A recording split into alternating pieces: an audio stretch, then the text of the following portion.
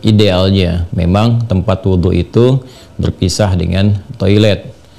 Mengapa? Karena di dalam tempat wudhu itu kita juga menyertakan ya berbagai macam kalimat-kalimat thayyibah yang mengiringi proses wudhu, baik sebelum ataupun setelah wudhu itu dilangsungkan.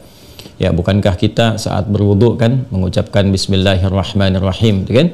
Sebagai mula kita mengerjakan segala kebaikan dengan dasar yang Nabi sabdakan, kullu amrin tibalin la yubda'u fihi Bismillahirrahmanirrahim fahuwa abtar.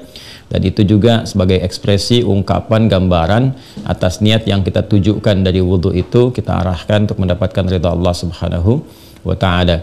Kemudian juga di akhir wudhu kita juga kan berdoa, ya kan, dengan mengucapkan syahadatain, syahadu an la ilaha illallah, syahadu anna muhammadar rasulullah. Kemudian kita mengatakan Allahumma ja'alni minat tawabin wa ja'alni minal mutatahhirin. Kalau kita mau kemudian tambahkan juga dengan doa wa ja'alni min ibadikas salihin. Nah, sedangkan kalimat-kalimat thayyibah yang berupa permohonan-permohonan doa dalam kebaikan ataupun menyebut asma-asma yang mulia, nah itu kan umumnya tidak diutarakan saat kita berada di dalam toilet, ya, karena toilet punya sifat tertentu. Ya, sifatnya hanya untuk menyalurkan atau membuang hadas, baik yang sifatnya kecil ataupun juga besar, dengan cara-cara tertentu yang boleh jadi juga melahirkan najis. Sedangkan wudhu itu ya tidak seketika juga menyatu dengan menghilangkan najis, bisa jadi hanya hadasnya saja, belum tentu ada najisnya, gitu kan. Sedangkan kalimat-kalimat thayyibah sangat tidak disukai diungkapkan dalam keadaan-keadaan kita masuk toilet. Karena itu saat masuk toilet kita kan berdoanya doa memohon perlindungan kepada Allah dari godaan-godaan setan yang berkumpul di tempat-tempat yang buruk, ya, seperti toilet dan semisalnya. Allahumma inni a'udzubika minal khubuthi wal khaba'ith. Nah, kemudian ketika kita keluar, kita kan beristighfar tuh, ghufranak, gitu kan, ghufranak, mohon ampunanmu ya Allah.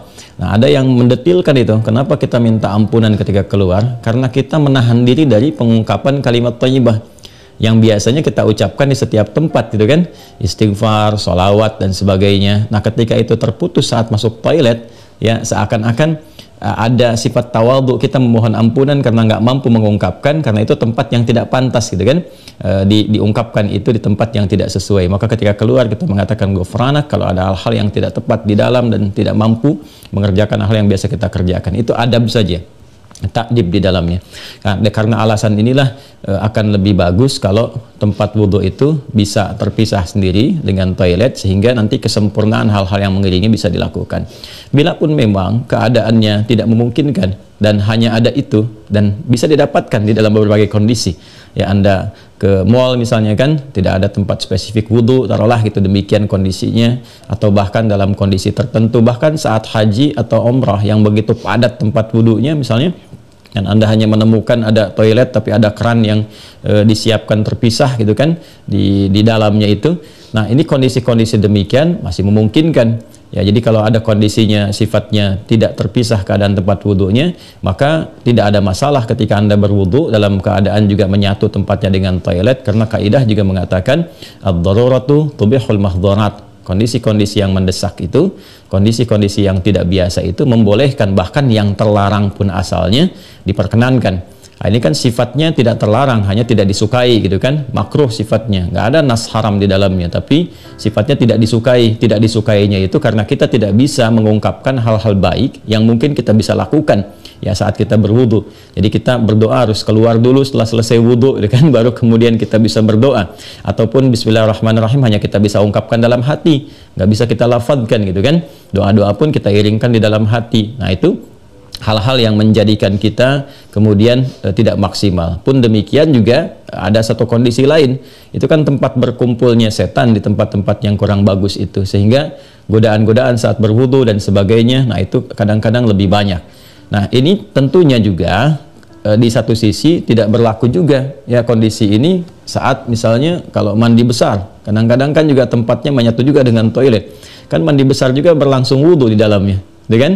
Nah, ini kita harus fleksibel juga dalam kondisi-kondisi demikian. Jadi ini yang mau saya katakan, tidak berhukum haram, itu bisa dilakukan. Kalau tempatnya kita misalnya memungkinkan untuk berpisah, bagus ada dipisahkan. Tapi kalau menyatu pun tidak ada masalah, kan? Tidak ada masalah sepanjang dalam keadaan-keadaan darurat tertentu dan tidak berhukum haram.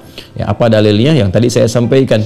ya tidak ada nas spesifik mengharamkannya, dan kadang-kadang kita mandi besar juga ya, al-ghuslu dari janabah dan semacamnya juga berlangsung, dan dalam mandi besar juga ada wudu. Namun barangkali kesempurnaan itu tidak bisa kita iringkan dengan kalimat-kalimat thayyibah yang diungkapkan, hanya dalam hati kita lakukan.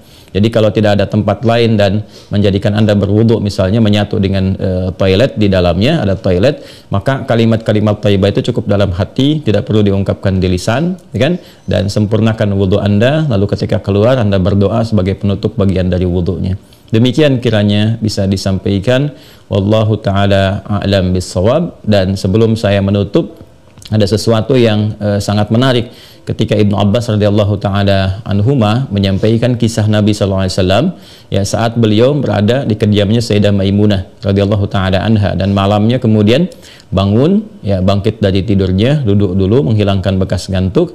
Nah, ini ditemukan di Sunan Abu Daud nomor hadis 1367. Thumma dhahaba ila syanin mu'allaqah. Kemudian beliau pergi ke tempat tertutup. Nah, syanin mu'allaqah ini enggak disebutkan tempat tertutupnya. Apakah dia sifatnya mirhad, ya kan? Apakah tempatnya toilet yang menyatu, kamar mandi, ataukah dia tempat wudhu, kan? Midha, apakah dia tempat wudhu? Nah, ini yang tidak disebutkan, keadaannya tempat tertutup saja. Ini memberikan kesan bahwa bisa jadi kalau itu yang dimaksudkan adalah tempat yang tertutup, itu toilet dan semacamnya, jelas ya, dilakukan dalam bentuk tertutup sehingga tidak tampak aurat dan sebagainya, itu fikih yang lain. Tapi kaitan dengan wudhu juga itu cukup menarik juga. Hendaknya kalau kita pun membuat tempat wudhu di satu tempat ya, dimungkinkan ada penutupnya, karena boleh jadi tempat-tempat yang digunakan untuk oleh laki-laki ataupun perempuan yang menyatu, dan menyatu itu yang dimaksudkan dimanfaatkannya ya, boleh jadi ada perempuan juga yang masuk ke situ, kan di satu tempat tuh nggak ada kekhususan gitu ya. Nah, tapi tempat-tempat lain sekarang sudah lebih bagus, ini untuk laki-laki, ini untuk perempuan, tuh nggak ada masalah. Tapi kalau tempat yang digunakan untuk menyatu, dia hendaknya ada penutup sehingga nggak semua orang bisa mengakses ke dalamnya dengan batas-batas tertentu. Apa kaitannya, korelasinya dengan pertanyaan Anda? Syanin mu'allaqah di sana nggak disebutkan ya, apakah itu tempat wudhu atau menyatu dengan toilet, tapi babnya ketika keluar dari situ Nabi sudah berwudhu ya, sedangkan keterangan-keterangan tentang seputar wudhu Nabi dan bangkit di malam hari itu disertakan juga dengan janabat. Artinya apa? Di kondisi-kondisi tertentu kan mandi, ya kan? Dalam mandi itu kemudian ada proses wudhu dan sebagainya. Ini menunjukkan kesan bahwa dalam mandi itu kan ada, selain hadas juga ada sifat-sifat lain yang dibersihkan, ya kan? Bisa jadi juga yang mengandung najis seperti buang air kecil ya, dan sebagainya kan menyertai dalam mandi itu.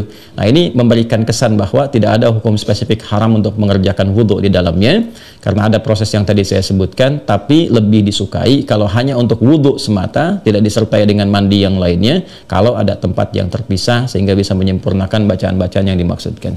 Demikian Mas Wildan ya, semoga bisa dipahami dengan baik. Allah Ta'ala alam bisawab.